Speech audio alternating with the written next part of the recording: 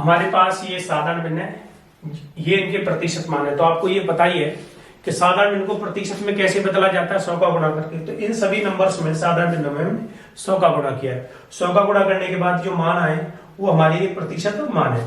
तो अब हम थोड़ी सी और छोटी सी बातें यहाँ पर समझते हैं। इसके भाषा का कौशल हम जानना चाहते हैं। तो जैसे ये देखिए कि ये 20% है, तो 20% है, तो 20% का भिन्नमान आप बताइए तो कितना होगा, 1/5। तो आप इसे कैसे पढ़ रहे होंगे, तो मैं आपको समझा रहा हूँ। इस भाषा के कौशल को आपको जानिए। जब आपके पास भाषा के सवाल आएंगे तो इस कौशल की सहायता से हम भाषा के सवालों को बहुत कम समय में हल कर रहे होंगे। तो सबसे पहले हम देखते हैं ये क्या है इसका भाषा का कौशल। तो यहाँ पर देखिए इस भिन्न के हर में कितना बैठा है, 5। तो आप मान लीजिए कि आपके पास एक मूल संख्या या ओरिजिनल नंबर 5 है। आपने मान लिया एक नंबर है 5 और 5 का हम कितने परसेंट निकालना चाहते हैं, 20%। तो 5 का 20% क्या आ रहा होगा, तो हम बता दें 5 का 20% क्या होगा, 1 होगा। तो हमें यहां से ये पता चल रहा है कि कोई भी व्यक्ति अगर 5 का 20% निकालेगा तो उसकी वैल्यू कितनी आएगी, 1 आएगी। तो इसका मतलब है 5 का 20% कितना होता है, 1। तो इस तरह सारे हम साधारण भिन्नों के प्रतिशत मान को देखें तो हमें ये क्या मिलेगा, जैसे आपसे कहे 25%, तो 25% का मान कितना होता है, 1/4। तो यहाँ पर ये कहा जा रहा है कि 4 का कितने परसेंट, 25%, कितना होगा, 1 होगा। तो इस तरह से सारी भिन्न एक भाषा अपने पास रखती हैं। और देखिए यहाँ पर देखिए और किस तरह इन्हें पढ़ना है, आपको कैसे समझना है। 10 का 10% कितना होगा, 1 होगा। 9 का 11 सही 1/9% कितना होगा, 1 होगा। 8 का 12 सही 1/2% कितना होगा, 1 होगा। 2 का 50% कितना होगा, 1 होगा। इस तरह हम सारे साधारण भिन्न के प्रतिशत मानों से संबंध जान पा रहे। परसेंटेज का सबसे पहले हम एक प्रश्न, पहला प्रश्न आपके लिए लेके आ रहे हैं, वो है क्या। तो सबसे पहले आप इस बात को समझिए, ये आपके लिए रामबाण का काम करेगी। क्या है, जब आपके पास एक भिन्न होगी तो भिन्न का जो हर होगा आपको कौन सी संख्या बताएगा, मूल संख्या को बताएगा, ओरिजिनल वैल्यू को रिप्रेजेंट कर रहा होगा। तो आपको इस बात को नोटिस करके लिख लेना है। सबसे इंपोर्टेंट बात मैं आपको ये बता रहा हूं, किसी भिन्न का किस संख्या को बताएगा, मूल संख्या को। तो लेते हैं इस कंसेप्ट से कैसे इन सवालों को हम हल करेंगे। तो देखिए यदि किसी संख्या में उसी का 33 सही 1/3% जोड़ दिया जाए तो परिणाम 120 प्राप्त होता है, तो वो संख्या है क्या।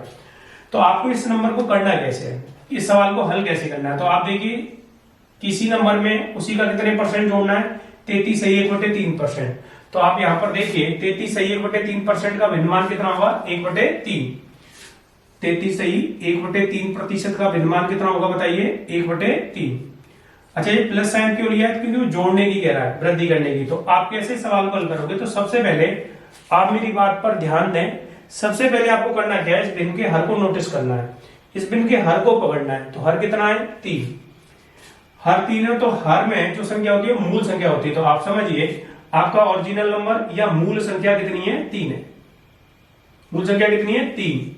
अगर 3 में हम एक जोड़ दें, क्योंकि 3 का 33 सही 1/3% हम निकालेंगे तो 1 आएगा, और 1 को इसमें हम जोड़ दें तो बताइए परिणाम क्या बनेगा, परिणाम बनेगा आपका 4। परिणाम जो आएगा, परिणाम कितना आएगा, 4 आएगा। तो बताइए आपकी वैल्यू 4 आ रही है, 4 की वैल्यू कितनी बता रहा है, 120। अगर 4 इकाई का मान 120 है तो 1 इकाई का मान आप बता रहे होंगे 30। तो आपको बताना है 3 इकाई का मान, क्योंकि आपसे मूल संख्या पूछी गई है, मूल संख्या है आपकी 3 इकाई। तो 3 इकाई का मान कितना होगा, 90। तो ये आपका सही आंसर यहाँ पर होगा। तो आप इस तरीके से सवाल को कर सकते हैं। अब इसका एक और मैं दूसरा तरीका आपको बता रहा हूं। सपोज करिए कि अभी तक आप ये कहते हो कि माना वो नंबर x है, तो x मानकर भी इसको कर सकते हैं। लेट हम मान लेते हैं वो नंबर x है, और x में उसी का कितने परसेंट, 33 सही 1/3% हम जोड़ दें तो परिणाम हमें कितना मिलेगा, 120। तो चलिए, तो 33 सही 1/3% का भिन्नमान कितना होता है, बोलिए 1/3। देखिए 33 सही 1/3% का भिन्नमान 1/3 होगा, और ये वैल्यू कितनी है, 120। तो आप करेंगे क्या, तो आप ये देखिए इस भिन्न के हर को नोटिस करिए। हर आपने नोटिस कर लिया और जान लिया 3 है। तो मैंने बताया किसी भिन्न के हर में कौन सी संख्या होती है, मूल संख्या। तो मूल संख्या कितनी है, 3, और 3 में 1 जोड़ेंगे तो परिणाम बनेगा 4। 4/3 किसके बराबर रखना है, 120 के। 4 से 120 कितनी बार कटेगा, 30 बार, और 3 × 30 कितना होगा, 90। तो ये होगा आपका सही आंसर। तो इसका सही उत्तर क्या होगा, 90। ये आपकी होगी। विद्यार्थियों जो यूपी पुलिस की तैयारी कर रहे हैं और जिन्हें मैथ से लगता है डर, तो देखते हैं ये सवाल है क्या। यदि किसी संख्या में से उसी का 16 से ही 2/3% घटा दिया जाए तो परिणाम 500 प्राप्त होता है, वो संख्या है क्या।